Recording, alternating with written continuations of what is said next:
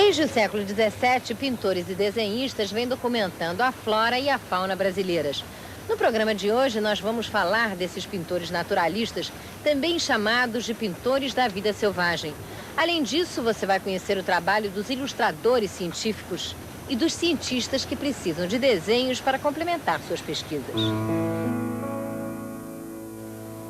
Sentido observador, sensibilidade, talento. Muitas vezes, também coragem de enfrentar o desconhecido.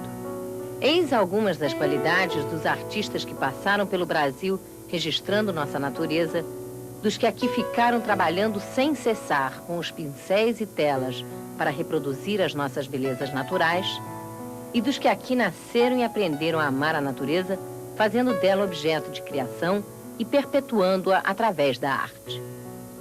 Quem há muitos anos vem estudando o trabalho desses artistas é o botânico Luiz Emídio de Melo Filho, professor emérito do Museu Nacional da Universidade Federal do Rio de Janeiro. Já no sol tem essa aqui no sol.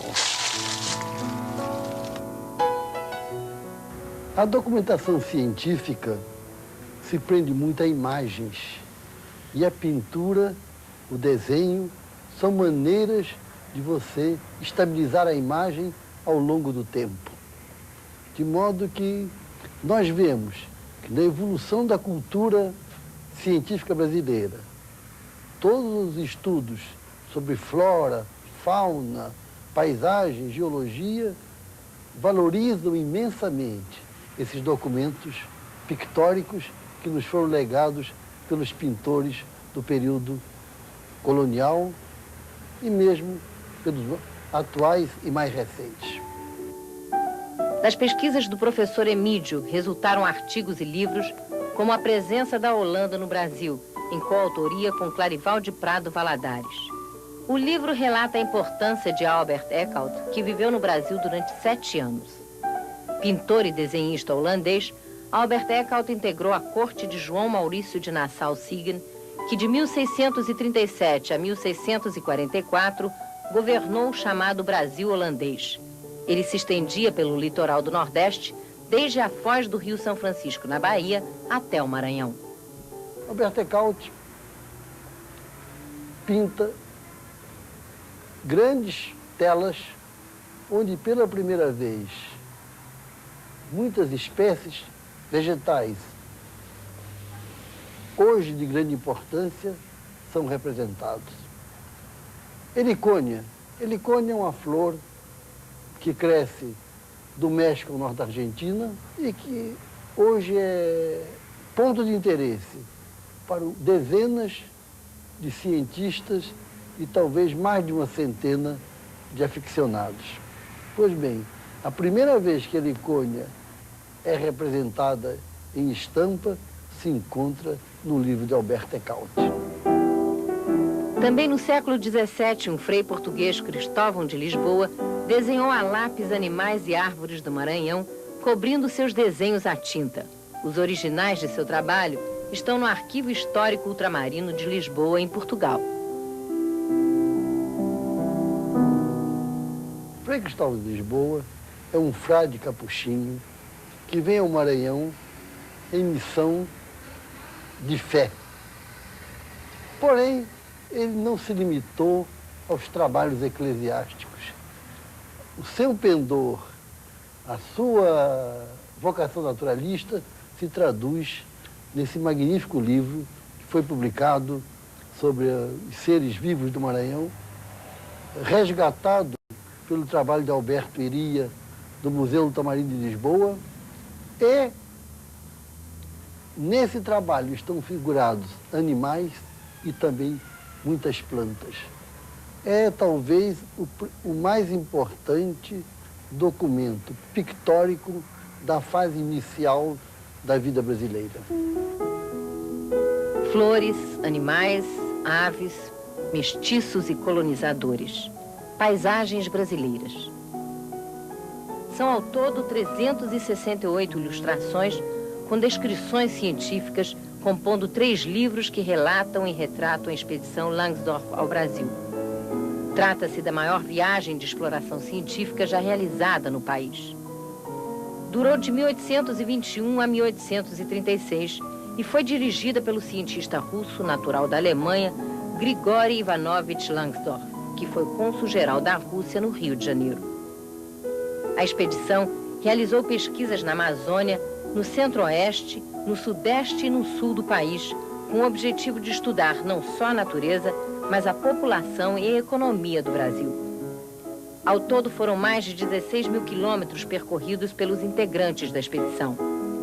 Dela participaram um astrônomo, um geógrafo, um cartógrafo, um botânico, um zoólogo e 3 artistas plásticos: Moritz Rugendas, Adrien Tunet e Hércules Florence. Hoje, não há dúvidas do valor científico de cada um dos grupos de ilustrações do acervo iconográfico da expedição. A expedição Langsdorff coletou muitas plantas e muitos animais novos para a ciência na época.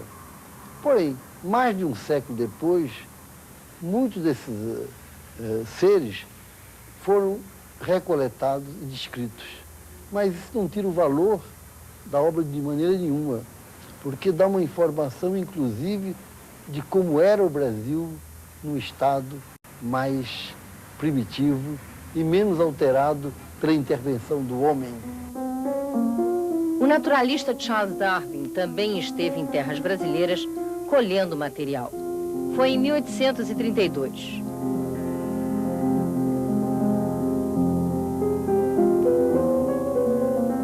Aqui, aproveitou sua estada para fazer uma série de excursões em que teve contato com a nossa selva tropical. Sempre acompanhado do desenhista Augustus Ehrlich, que registrou tudo o que pôde.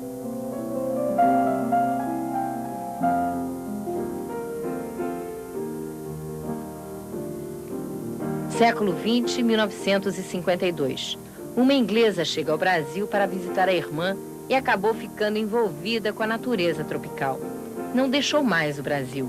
Esta mulher foi Margaret Mee, falecida em 1988.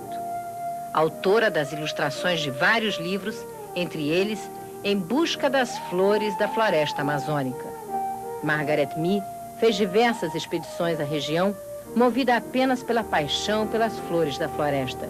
Temia pela devastação da Amazônia. Do rio. Eu já vi a terra caindo em grandes pedaços dentro do rio. Estragou o rio completamente.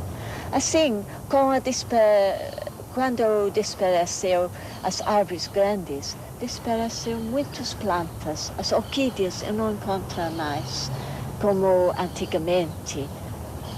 Antigamente não foi difícil para ver eles. Agora, a gente precisa procurar para dias, às vezes. Especialistas em botânica consideram o trabalho de Margaret Mee um marco no processo do conhecimento da Amazônia. Margaret Mee era uma pessoa fantástica, delicada como uma porcelana, forte como uma estrutura de ferro. Viajava sozinho pela Amazônia, enfrentando perigos, naufrágios, garimpeiros e toda a sorte de imprevistos. Ela tinha um instinto que a levava a encontrar plantas novas para a ciência, que ela desenhava no campo com uma beleza estética e um rigor científico. Margaret Mee criou, com a sua auréola, com a sua fama e com o seu exemplo, um movimento de interesse tão grande que nós temos hoje 2 fundações Margaret Mee, uma na Inglaterra e uma no Brasil.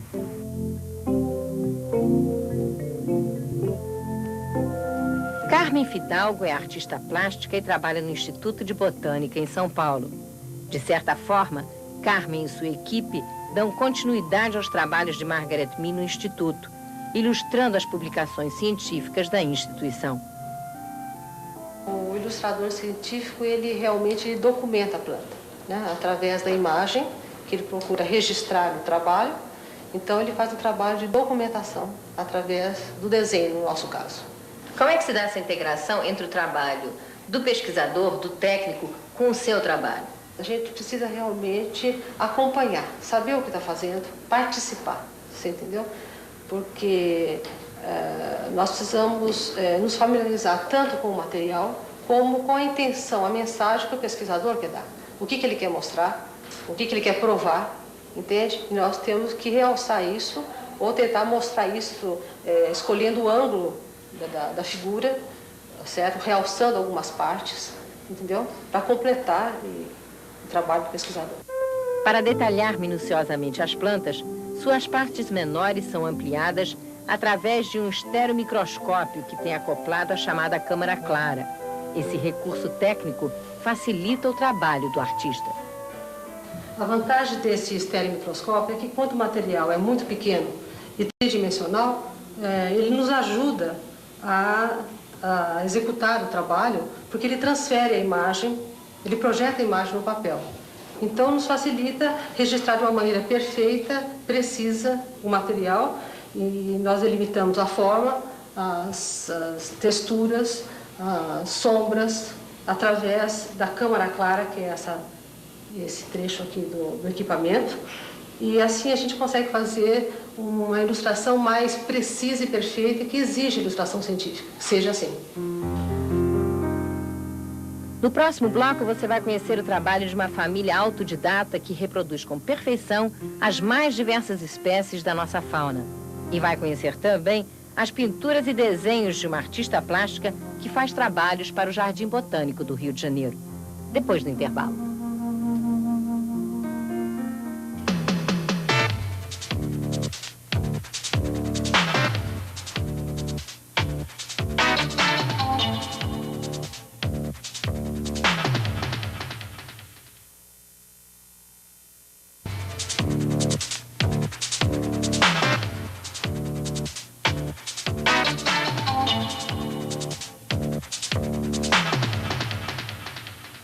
Diz um ditado chinês que para se pintar um bambu é preciso se sentir bambu. É assim que muitos pintores naturalistas, também chamados de pintores da vida selvagem, se sentem quando documentam pássaros, flores, répteis, insetos, peixes e animais selvagens. Pelo menos é o que acontece com a família De Monte, que há 15 anos se dedica à mesma atividade: pintar a natureza, viajando por todo esse Brasil afora. Rosália e Ivone De Monte são autodidatas. Ambas têm a mesma paixão, pintar a natureza, que aprenderam a amar desde a infância. Em sua casa, no município de Petrópolis, que fica a 60 quilômetros do Rio de Janeiro, as irmãs finalizam suas obras iniciadas no campo. Seus quadros ocupam galerias de arte dos Estados Unidos e da Europa. E quando no Brasil ainda não havia tanta preocupação com a ecologia, Ivone criou o slogan "Conhecer é preservar".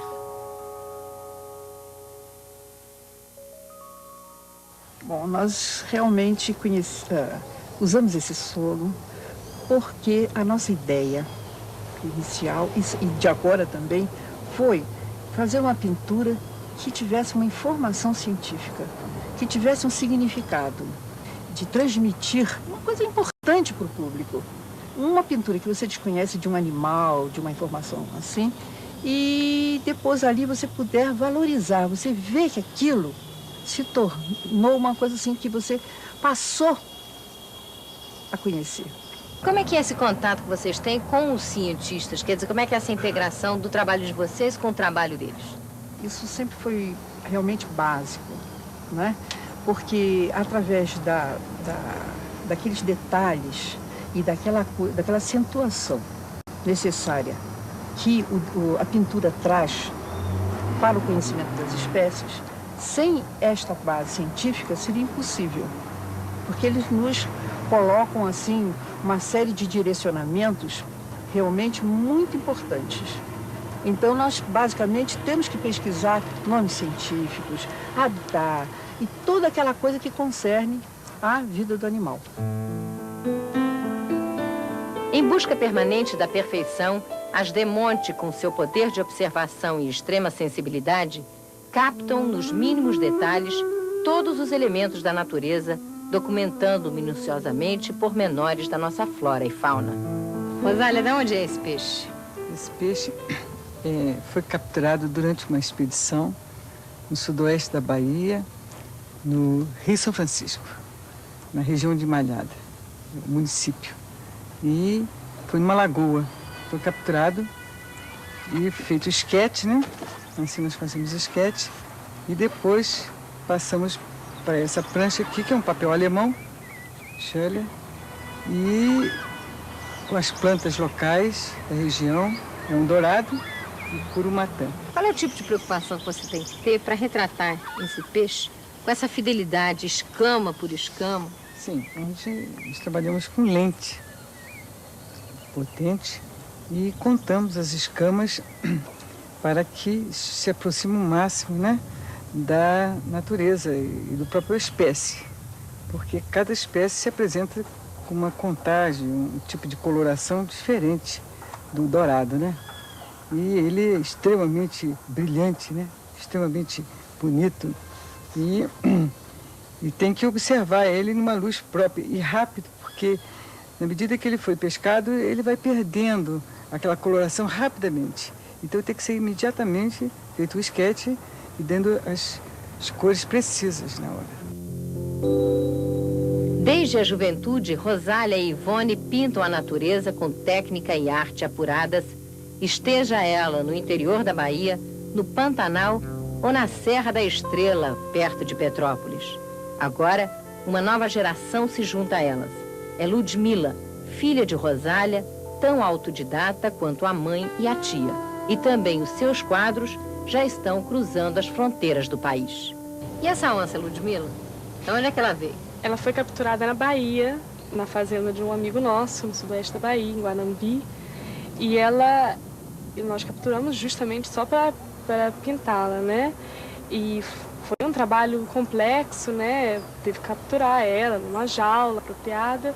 E eu fiquei estudando ela, estudando manchas, a coloração dela, porque cada indivíduo tem uma cor, cada mancha tem um formato diferente. Aqui essa mancha é mais arredondada, essa já é mais desenhada. E para dar perspectiva também, as manchas têm que ser estudadas por causa disso também. Depois de capturada, ela se comporta bem como um modelo ou não? A onça até que quando ela está bem alimentada, ela fica calma, fica tranquila, dá para analisar bastante, né? Ela não é um bicho que fica muito, né? Ela fica calma, né? E depois ela foi solta, né? Voltou para a natureza.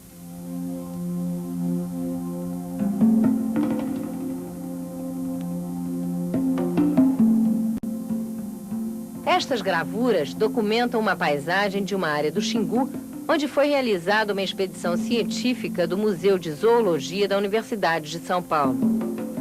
Não se trata de uma pintura que pretenda descrever cientificamente o ambiente, nem de uma ilustração científica.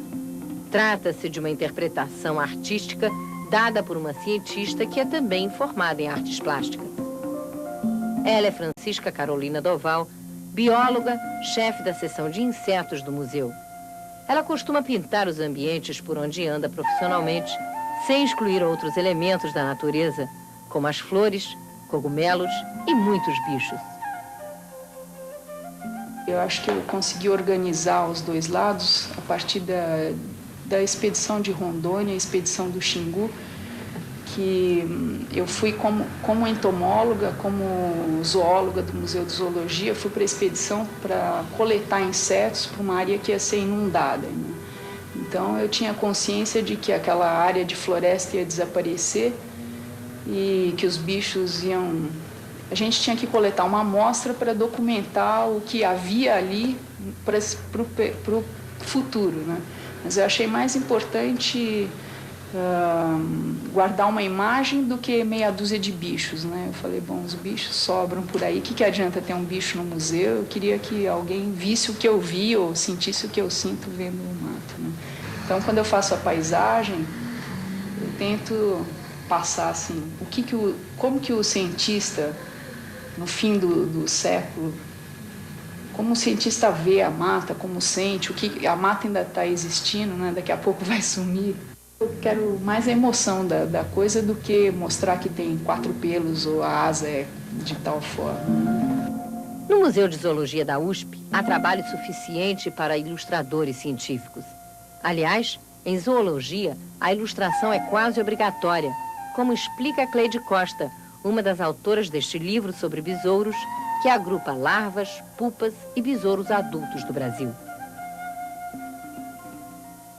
A ilustração científica é um trabalho artístico, mas é, antes de tudo, um trabalho científico, porque é necessário a precisão. Por exemplo, de nada adiantaria um desenho como esse estar muito bem feito, muito bonito, se faltasse a precisão. O número, por exemplo, de segmentos das pernas tem que ser o número exato que corresponde a esse exemplar. O número de segmentos da antena tem que ser o número exato dessa espécie. E assim por diante. Quer dizer, deve existir uma precisão. Sem o desenhista profissional, levaríamos muito mais tempo para realizar um trabalho como esse.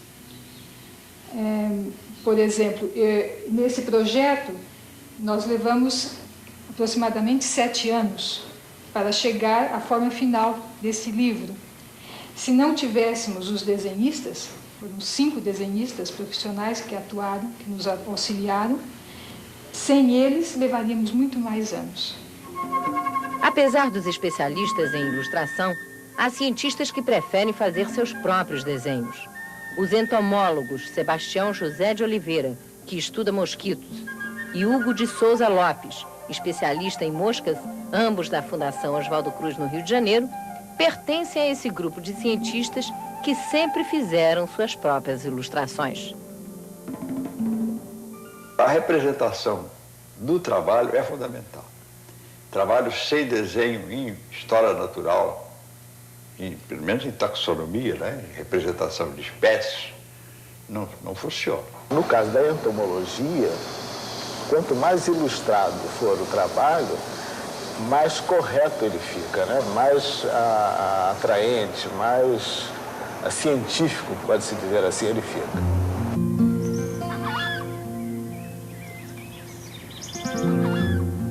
Malena Barreto é artista plástica. Ela é autora das ilustrações do livro As Ervas Comestíveis, de Cida Zurlo e Mitzi Brandão. Também ilustrou com Margaret Mee o livro Plantas das Caatingas, de autoria de Dárdamo de Andrade Lima, encomendado pela Academia Brasileira de Ciências. Fez 3 selos para a Empresa Brasileira de Correios e Telégrafos, com ilustrações de 3 plantas da Mata Atlântica ameaçadas de extinção. Atualmente, Malena Barreto está trabalhando com pincéis, aquarelas e guaches no projeto de plantas medicinais do Jardim Botânico do Rio de Janeiro. Mais uma vez, talento e sensibilidade unem arte e natureza como se fosse uma coisa só. Bem, o projeto de plantas medicinais do Jardim Botânico, ele visa principalmente manter a coleção de medicinais do Jardim Botânico, tanto as árvores do jardim, quanto as plantas, as ervas que estão plantadas nos canteiros do viveiro de medicinais. Ele pretende fazer visitação pública nesse viveiro e informar o visitante sobre as plantas medicinais. A minha contribuição no projeto é fazer desenhos não só para os folhetos, para os visitantes, como também de fazer uma publicação mais requintada com plantas aquareladas, que o jardim pretende publicar. Não se sabe quando, mas isso a gente faz com o tempo, né? Mas onde é que está o limite da pintura artística para a pintura científica? Sim, isso é uma coisa muito importante, porque geralmente se a gente fica só ligada do detalhe em representar, a gente perde o sentido geral da planta. Uma coisa que o Dárdamo me ensinou, né? Nas viagens que eu fiz com ele dizia: Malena, você olha para a planta, pega primeiro o jeito dela, entende? Entende a forma total dela, quer dizer, a expressão corporal da planta, digamos. Depois, a gente vê os detalhes, entendeu? Então, isso é a arte, você conseguir captar qual é a forma, qual é a beleza daquela planta, entendeu? De que maneira ela se comporta na natureza, né? Porque o que acontece muito com o desenho científico é que a pessoa fica muito preocupada nos detalhes. Então sai uma coisa muito dura, e a composição é muito importante na arte, né? Lápis, papel, tintas. Como se explica o uso desses materiais tão artesanais numa época em que a tecnologia coloca à disposição da ciência equipamentos fotográficos sofisticados?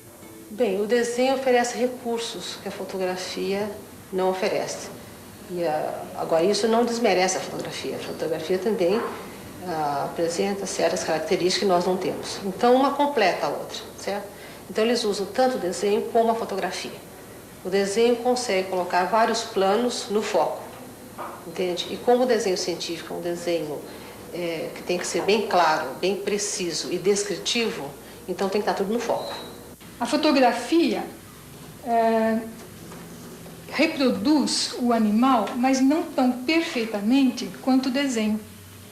Porque o cientista, quando ele realiza o desenho, ele não está simplesmente desenhando, ele está interpretando as peças, ele está interpretando os caracteres.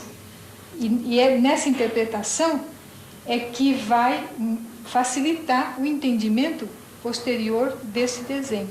Entretanto, a fotografia deve ser utilizada também, não pode ser menosprezada, porque em alguns casos, por exemplo, nós utilizamos nesse livro fotos, principalmente de pupas, que é uma fase intermediária no ciclo biológico dos besouros. Quando nós obtínhamos um único exemplar, esse único exemplar vai crescer, desenvolver-se e se transformar no besouro adulto. Então, há necessidade de utilizar a fotografia, porque, nesse caso, como o exemplar está vivo, o desenho torna-se mais difícil. Então, é necessário usar as duas linguagens, a fotografia e o desenho.